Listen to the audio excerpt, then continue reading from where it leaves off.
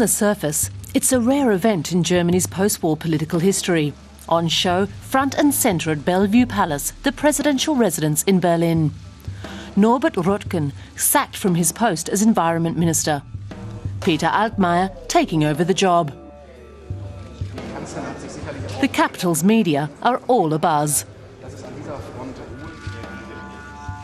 Until recently, Norbert Röttgen was one of the Conservatives' up-and-coming talents. He has dramatically fallen from grace. It's not easy for him to put on a brave face. Altmaier doesn't look too happy to be stepping into his shoes either. He knows he has his work cut out for him. Dear Mr. Altmaier, you will need to make a serious difference in pressing issues. The mental strength and inner calm that many value in you will be of great help. Mr. Altmaier, I wish you continued success and God's blessing in this office. In Peter Altmaier, Chancellor Angela Merkel is sending a close confidant to the front lines. Formerly the parliamentary manager of her CDU party, he's regarded as pragmatic, well-connected and an experienced negotiator. That's earned him the respect of both members of the government and the opposition. I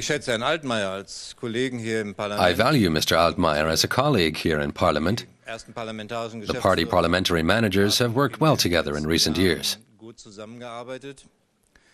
The appointment of Mr. Altmaier as Environment Minister shows that the CDU's top politicians have become spread quite thin. So far, I've never seen him as a passionate champion of environmental issues. I've also never seen him as an expert in the transition to alternative energy. I have seen him as a colleague of integrity and a good negotiator. Without a doubt, he's a professional. Altmaier is Merkel's man for all seasons, an experienced mediator.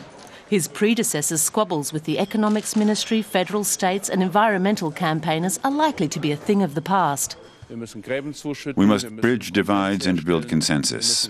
We need to make clear that it isn't about the interests of individual groups, religions or associations. It's about continuing the biggest technological challenge that Germany has set itself in recent years. Altmaier has to immediately roll up his sleeves and get down to business in his new job. There's a lot to be done. The first problem is what to do with Germany's nuclear waste. The current disposal facility at Gorleben is a bone of contention and a permanent replacement may have to be found. That could take some time. Problem number 2 is Germany's once booming solar industry. It's now in crisis, hit by a wave of high-tech insolvencies. Subsidy cuts are unpopular with the opposition and the affected states, not to mention the companies themselves. Germany's international credibility as a technology nation is on the line. If we don't manage now to deliver what we've promised technologically and politically, then we'll miss a big opportunity. But the energy shift hasn't really built up momentum. One example, the expansion of wind energy is stalled due to bureaucracy and localised protests. Many people support renewable energy, just not in their own backyards. Or the expansion of the power grid. The current network is obsolete and 4,000 kilometres of new high-tension lines are needed to bring renewable energy to households. Only 200 kilometres are in place. Environmental groups say that's too little. We expect the Chancellor to clearly position herself, not just verbally, but also to present a concept on how her government understands the energy reform as one of its central tasks.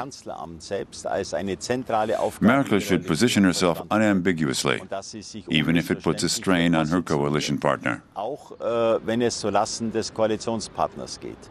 That coalition partner is the Liberal Free Democrats and its leader, Economics Minister Philipp Rösler. He's been applying the brakes on energy reform and he poses one of the biggest challenges to the new Environment Minister.